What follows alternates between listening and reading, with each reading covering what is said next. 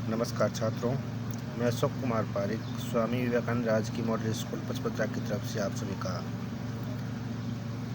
अभिनंदन करता हूं। इस वीडियो में अपन संस्कृत कक्षा 8 पंचम अध्याय कंटकनेव कंटकम के प्रश्नोत्तर करेंगे। तो चलिए हम इस पाठ के प्रश्नोत्तर करते हैं। सबसे पहले लेते हैं पहला प्रश्न है कि एक पद में आपको उत्तर देना है। इसका क है व्याधस्य नाम किम आसीत।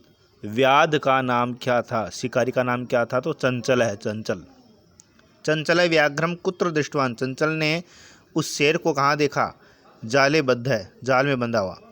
कस्मै किमपि अकार्यम न भवति। किसके लिए कुछ भी अकार्य नहीं होता? क्षुधार्ताये, भूखे व्यक्ति के लिए। बद्री गुल्मानाम पृष्ठे कान नीलिना आसीत। झाड़ियों के पीछे कौन छुपी हुई थी? लोमशिका, लोमड़ी। सर्व किम समयते, सब किस में लगे हुए हैं? स्वार्थम, स्वार्थ में। और च है निस्सहायो व्याध है किम अयाचत। निस्सहाय व्याध क्या मांगने लगा? लास्ट में तो प्राण भिक्षाम, प्राणों की भिक्षा मांगने लगा। यानी व्याध लास्ट में प्राणों की भिक्षा मांगने लगा। इस प्रकार पहले प्रश्न में आपको सभी प्रश्नों के उत्तर एक पद में ही देने हैं। अब लेते हैं हम दूसरा प्रश्न है कि आपको पूर्ण वाक्य में उत्तर देना है। क है चंचलेन वने किम कृतम। चंचल के द्वारा वन में क्या किया गया? तो इसमें आपको किम को हटा देना है और किम की जगह पर लिख देना है जालम विस्तीर्णम। उत्तर पूरा हो जाएगा चंचलेन वने जालम विस्तीर्णम कृतम। ख है व्याघ्र से पिपासा कथम शांता भवत। बाघ की प्यास कैसे शांत हुई? तो कथम को हटाना और कथम की जगह पर लिखना जलेन। उत्तर हो जाएगा व्याघ्र से पिपासा जलेन शांता अभवत। तीसरा जलम पित्वा व्याघ्र किम अवदत। तो इसमें पूरे किम को हटा देना है और पूरी लाइन वापस लिख देनी है जलम पित्वा व्याघ्र अवदत। और उसके बाद में लिखना है इदानीम अहम त्वाम खादिष्यामि। इस समय में तुमको खाना चाहता हूँ। गए चंचल मातृ सोषयति काम संबोधितवान। चंचल ने मातृ सोषी मौसी किसको कहा? तो काम को हटाना है और लिखना है लोमशिका, लोमड़ी को। लास्ट का है जाले पुनः बद्ध व्याघ्र दृष्टवा व्याध है किम अकरोत। जाल में बंधे हुए देख करके और व्याध ने, शिकारी ने क्या किया? तो किम को हटाना है और किम की जगह पर लिखना है पलायनम, पलायन किया। जाले पुनः बद्धम व्याघ्रम दृष्टवा व्याध है पलायनम अकरोत, पलायन कर गया, भाग गया। इस प्रकार ये दूसरा प्रश्न पूर्ण वाक्य में उत्तर देना था। तीसरा प्रश्न है कि आपको किसने कहा और किसको कहा ये बताना है। इदानीम अहम त्वाम खादिष्यामि। इस समय में तुमको खाना चाहता हूँ, ये किसने कहा था? व्याघ्र ने कहा था व्याध को। कल्याणम भवतु ते, कल्याण हो तुम्हारा, ये किसने कहा? ये भी व्याघ्र ने कहा। और किसको कहा? व्याधम, व्याध को कहा। तो क्या में हो जाएगा व्याघ्र व्याधम।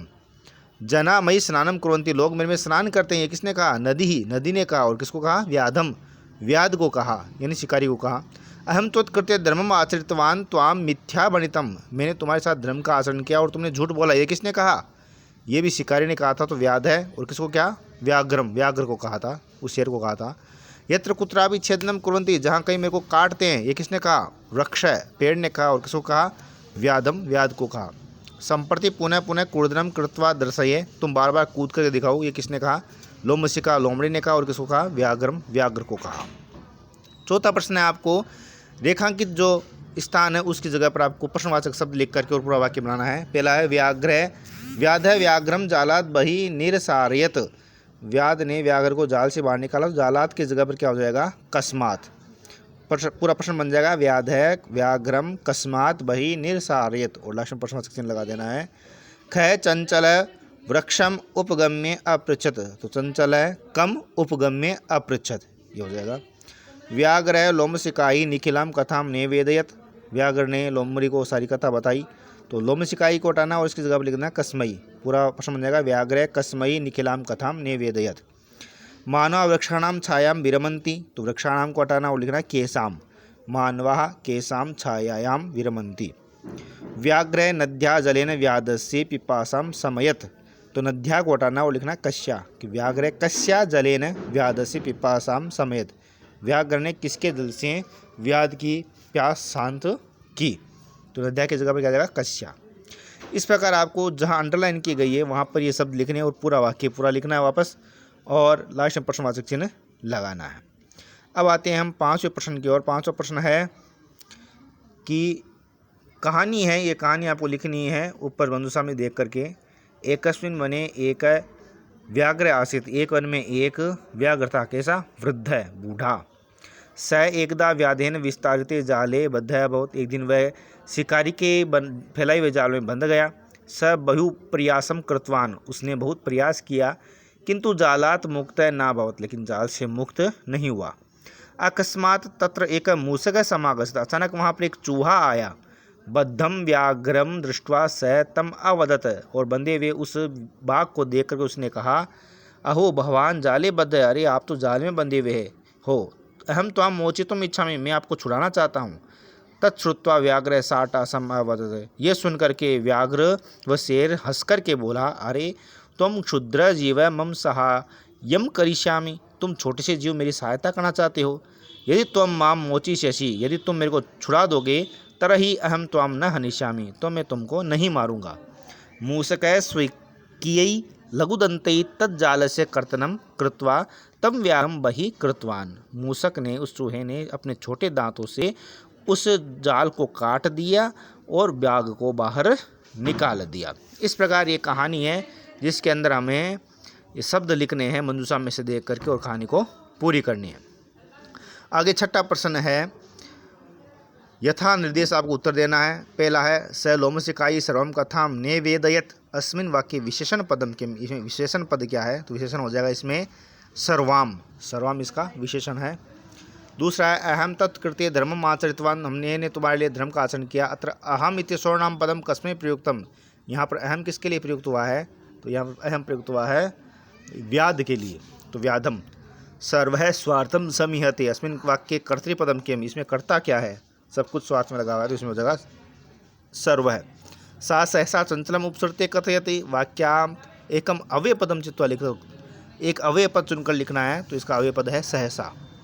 का वार्ता मामपि विज्ञापे, क्या बात है मेरे को भी बताओ। अस्मिन वाक्य क्रियापदम किम, क्रियापद हो जाएगा विज्ञापे, और क्रियापद से पद परिचय हम लिखा था, तो क्रियापद का पद परिचय हो जाएगा वि उपसर्ग ज्ञा धातु और ल्यप प्रत्यय, तो वी प्लस ज्ञा प्लस ल्यप, ये पद परिचय हो गया। आगे सातवां प्रश्न है, आपको रिक्त स्थान भरने हैं, जैसे आपको बताया गया है। जैसे मातृ शब्द है, प्रथम विभक्ति लिखी गई है माता, मातरऊ, मातर है। इसी प्रकार स्वश्री की प्रथम विभक्ति लिखनी है, तो हो जाएगी स्वसा, स्वसरऊ, स्वसर है। इसी प्रकार मातृ की तृतीय विभक्ति दी हुई है मात्रा, मातृभ्याम, मातृभी। स्वसा का लिखना, स्वश्री का लिखना है स्वस्रा, स्वश्रीभ्याम, स्वश्री भी। स्वश्री की सप्तमी दी है स्वसरी, स्वसरऊ, स्वश्रीसु। मातृ की हो जाएगी मातरी, मात्रो, मातृसु। स्वश्री की सप्तमी विभक्ति है स्वसु, षष्ठी है स्वसु, स्वश्रौ, स्वश्रीनाम। तो मातृ की हो जाएगी मातुः, मात्रोः, मातृनाम। तो स्वश्री दोनों शब्द हैं, इनके वाक्य आपको, ये जो शब्द है शब्द रूप, वो आपको लिखने हैं एक वचन, द्विवचन और बहुवचन में। जैसा आपको ऊपर दिया हुआ है उसी के अनुसार आपको नीचे वाली लाइन में लिखना है। जैसा मातृ के एक वचन में दिया हुआ है, तो वही आपको स्वश्री के एक वचन में लिखना है, प्रथम विभक्ति में लिखना है, और तृतीय का तो वो तृतीय का लिखना है, और ये सप्तमी है तो सप्तमी का लिखना है, और षष्ठी है तो षष्ठी का लिखना है, एक वचन, द्विवचन और बहुवचन में। इस प्रकार ये तीनों शब्द आपको मातृ, स्वश्री, मातृ, इन दोनों के एक वचन, द्विवचन और बहुवचन लिखने जैसा निर्देश दिया गया। तो ये अ है। अब है आ के अंदर है धातु प्रत्यय, आपको अलग छांट कर लिखने हैं। जैसे गंतुम का गम धातु और तुमुन प्रत्यय, इसी प्रकार दृष्टुम के अंदर दृश्य धातु और तुमुन प्रत्यय है। करणीयम के अंदर क्रि धातु अनियर प्रत्यय है। पातुम के अंदर पा धातु तुमुन प्रत्यय है। खादितुम खाद धातु तुमुन प्रत्यय है। कृत्वा के अंदर क्रि धातु और कत्वा प्रत्यय है। इस प्रकार ये आ सात्विक का आ है। इस प्रकार ये आपको प्रश्नोत्तर सारे करने हैं। प्रश्नोत्तर करने के बाद में आपको फ़ोटो खींच करके मेरे पास भेज देना है, और वीडियो को आप ज़्यादा से ज़्यादा लाइक करना, शेयर करना और कमेंट ज़रूर करना, बताना कि आपको कैसा वीडियो कैसा लगा है। इसी के साथ सभी को धन्यवाद वीडियो देखने के लिए।